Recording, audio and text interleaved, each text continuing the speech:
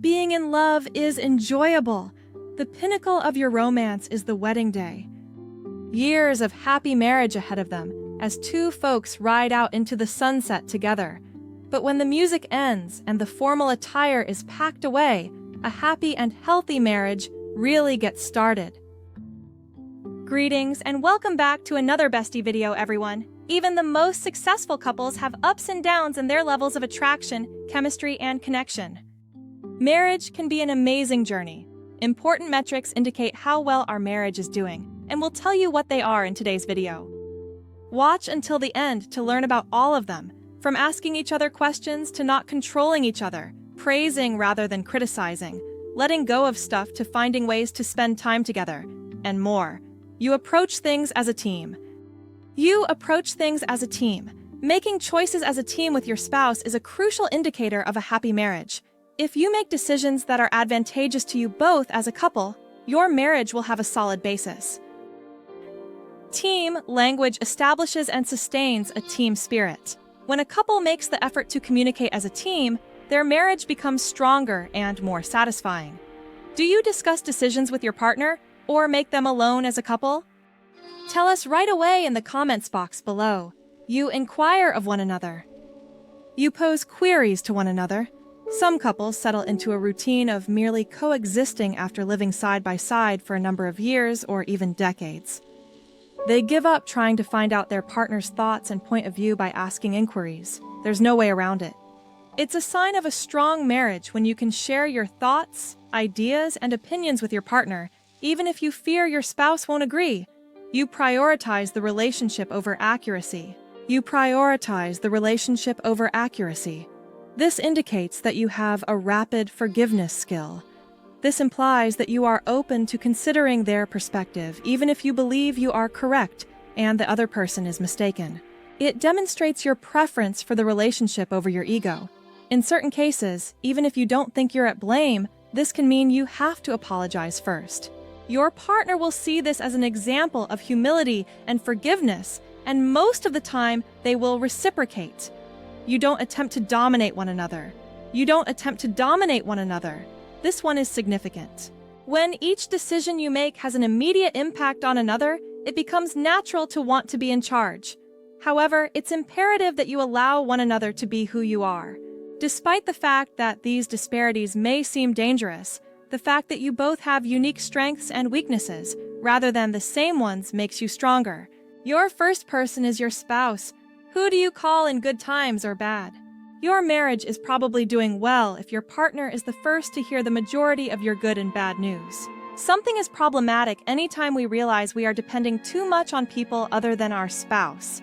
Our spouse doesn't always have to be our first choice in relationships. Friends are just as vital. However, we ought to prefer to share our lives with our companion over those with others the majority of the time. Searching for information on the newest stories about health and wellness? Click that subscribe button to become one of our millions of fans. Keep up with all of our fantastic bestie stuff. You don't pass each other by. You don't disregard one another.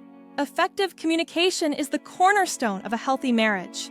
Nevertheless, disdain can grow when one spouse consistently becomes sidetracked or acts as though they have more important tasks to complete.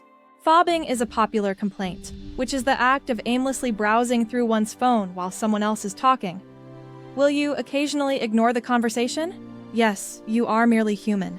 However, matrimony is a gamble, and the likelihood of a couple lasting is higher when they listen to one another. Together, you never stop attempting new things. There is truth to the flatmate phase. It might lead to boredom and disinterest if you find yourself slipping into habits.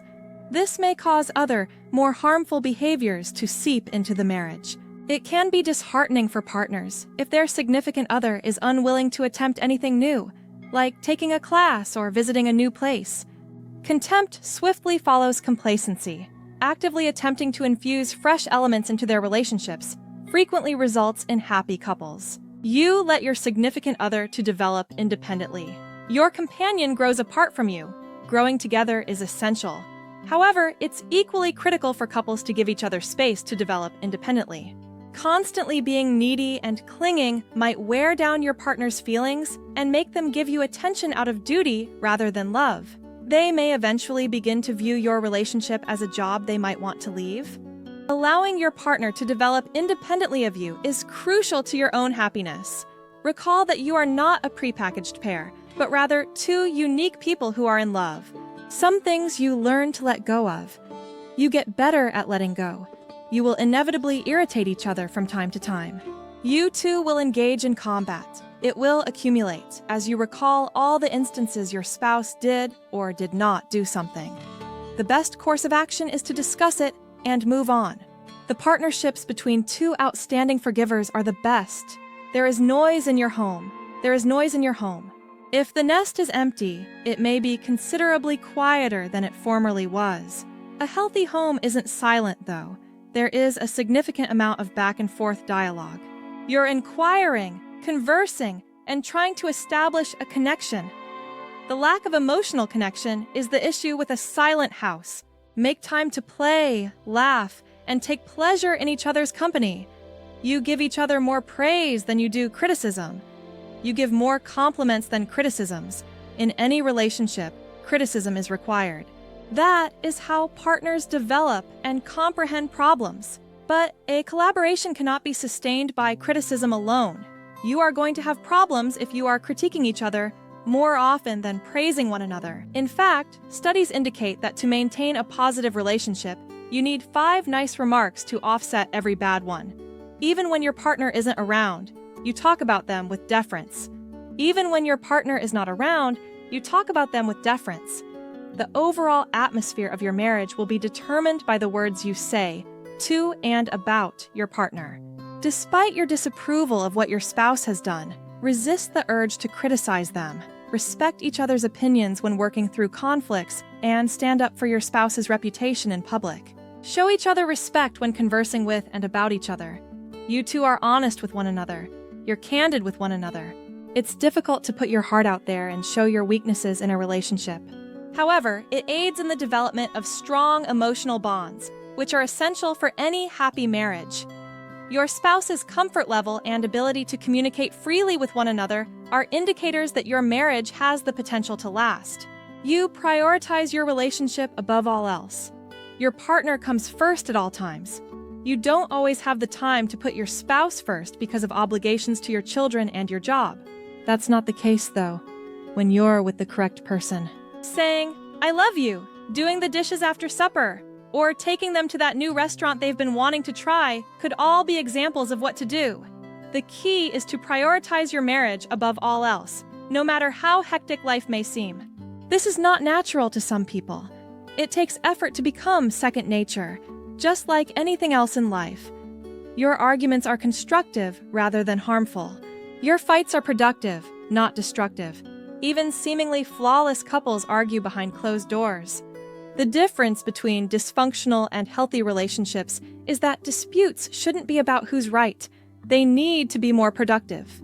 This includes listening to each other, understanding and respecting each other's opinions, and finding common ground so that you may build your marriage. And please, call it what it is, a struggle. Don't go around saying, "We never have fights, we have discussions." A quarrel doesn't mean you are slinging insults or getting physical. No. Sure, you are discussing. It's a fight, but you may and should have a fair one. When your conflicts start to become harmful rather than being productive, it's a sign that you may be in an unhealthy relationship. There are other symptoms to recognize such a relationship. Learn more by watching 17 Warning Signs.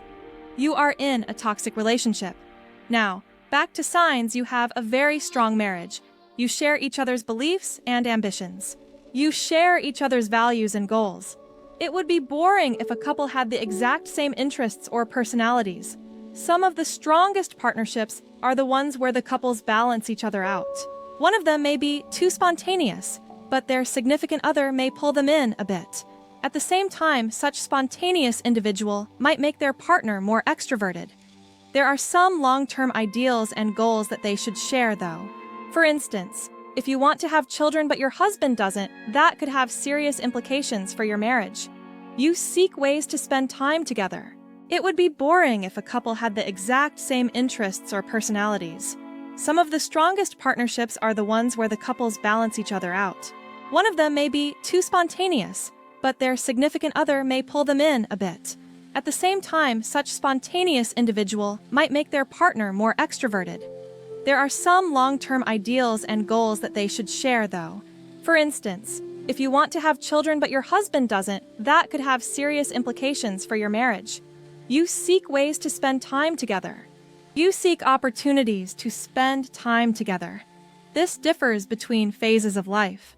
Newlyweds and retirees usually don't have to seek time together as much as a couple working 2 jobs and raising kids. This doesn't imply you have to spend every minute together, but it does mean you should arrange some date evenings. Some real one-on-one time where you can connect again. If you no longer desire to spend time with your lover, it's a clue that something is not right.